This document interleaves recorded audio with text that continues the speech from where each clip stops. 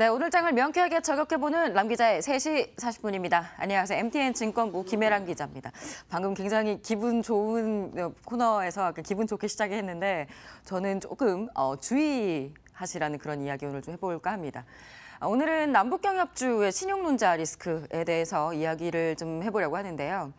빚을 내서 주식을 투자하는 신용거래 융자, 이 사상 최고치 행진을 기록하고 있다 이런 뉴스들 많이 들으셨을 겁니다.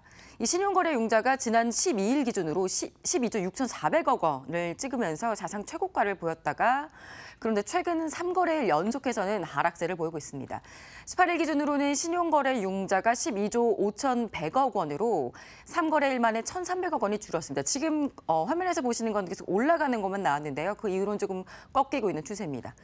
신용거래 융자는 주가가 오를 것으로 예상하면 투자자들이 증권사에서 돈을 빌려서 투자하는 그런 기법을 말합니다. 주로 단기 차익을 노리기 때문에 시장에서는 좀 불안 요인이 되기도 하는데요. 코스피의 박스권 탈출 그리고 코스닥 활성화 정책에 때문에 지난해 말부터 급속히 늘어나기 시작했었습니다. 여기다가 남북 해빙 무드 이후 신용융자 더 늘어났었습니다. 심지어 전반적인 신용거래 융자가 한풀 최근에 꺾이면서 하락세를 보이는 와중에도 지난 3거래일 동안 남북경협주 신용거래 규모는 더 늘어났는데요. 10일과 18일을 좀 비교해 보겠습니다. 전반적으로는 아까 말씀드렸듯이 신용거래 융자 규모가 1,300억 원이 줄었습니다. 그런데 건설업종과 또 기계업종에서는 10일과 18일 비교해 보면 50억 원이 늘어나고 100억 원이 늘어났습니다. 총 다해서 3거래일 동안 150억 원이 오히려 늘어났다는 겁니다. 네, 근데 이 남북 간의 이러한 경제 협력은 사실 장기적으로는 기대감을 가질 수 있는 사안이지만 꾸준하게 개인만 사들이고 있습니다. 기관과 외국인은 이 시점에 차익 실현을 하자면서 팔고 있고요. 이제 화면상으로 띄어지는지 모르겠는데 외국인과 기관은 지난 3월 중순으로 최근까지 건설업종과 철강업종, 기계업종에서 순매도를 보였습니다. 보이시나요? 이 빨간색으로 기관과 외국인 쪽에서는 계속해서 순매도를 보였습니다.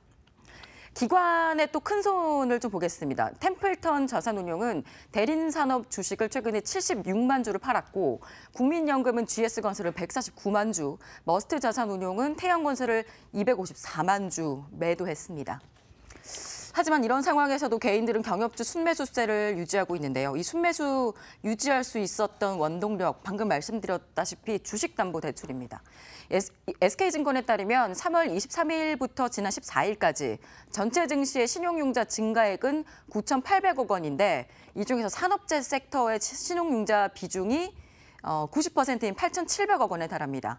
또 산업재 섹터 중에서 대표적으로 남북경협주로 분류가 되는 건설과 기계업종 증가액은 6,400억 원으로 산업재 섹터 내에서 증가 비중이 75%에 이릅니다.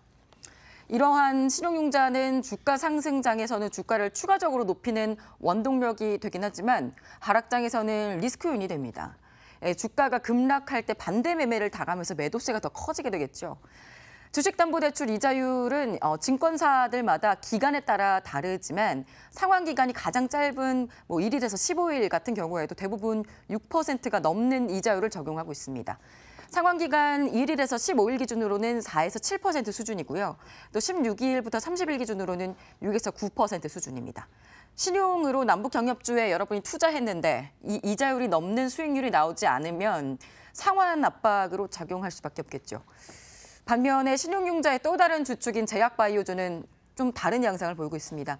지난 3거래일 동안 제약바이오주의 신용융자 거래가 730억 원이 줄었습니다. 2015년 이후 제약바이오 신용융자 거래 규모랑 제약바이오 주가의 상관관계를 좀 살펴보면 0.95%에 이릅니다. 거의 동일하게 움직인다라고 보면 될 텐데요. 근데 이 중에서 좀 특징적으로 보셔야 할 게 제약바이오 주가가 신용을 선행해서 나간다는 점입니다. 제약바이오 주가가 하락하면 신용융자로 들어왔던 개인 수급이 줄어든다는 의미인데요. 그러면 수급이 줄면서 하락장을 만들게 되겠죠.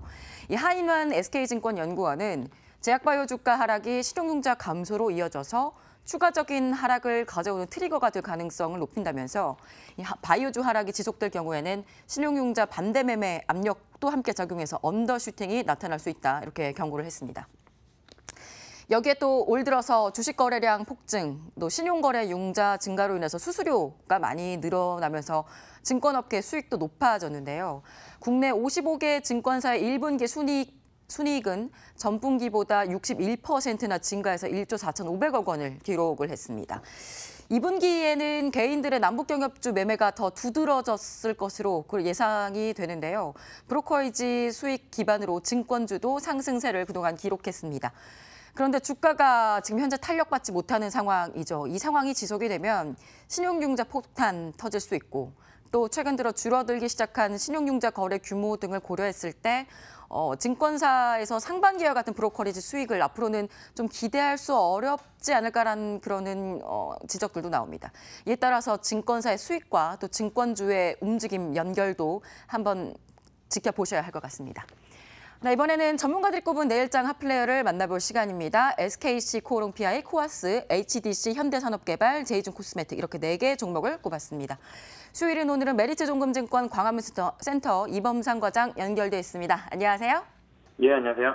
네, 지난 6월 11일에 추천했던 배럴. 시장이 흔들릴 때도 꿋꿋하게 버티면서 우상향 중인데요. 이 장중 최고가 기준으로는 13.5%나 올랐습니다. 네, 오늘은 HDC 현대산업개발 핫플레이어로 선택했는데 그 이유는요? 네, 오늘 말씀드릴 종목 HDC 현대산업개발입니다.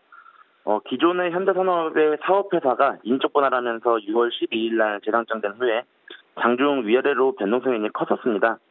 공교롭게도 이날은 또 북미회담이 있는 날이었죠. 그런데 최근에 대북주 약세와 함께 주가가 크게 조정을 받았습니다. 그렇지만 동사는 그 대북주로서의 모멘텀도 물론 가지고 있지만 풍부한 수주 잔고를 바탕으로 양호한 실적이 전망되는 좋은 종목입니다. HDC 현대산업개발의 올해 분양 계획 세대수는 약 2.5만 세대로 전년 분양 세대수인 2.3만 세대를 넘어설 전망이고요. 그중에서 자체 사업이 40%를 넘어섰기 때문에 수익에도 굉장히 긍정적입니다.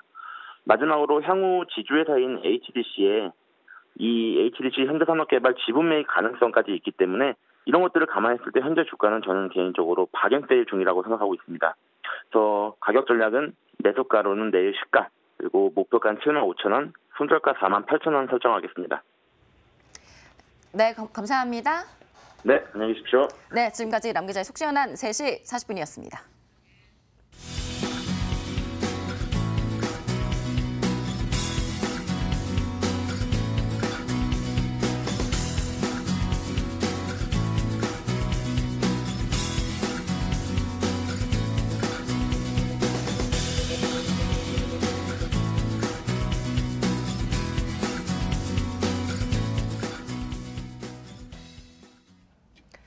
대한민국 주식시장이 탄탄한 체력을 가져서 그래서 외부 환경에 그렇게 흔들리지 않게끔 그런 시장이 되어서 우리 개인 투자자들이 주식 할 만 정말 난다라는 그런 시장이 되기를 기원합니다. 그렇게 될 때까지 저희 MTN이 함께하겠습니다. 시청해주신 여러분 고맙습니다.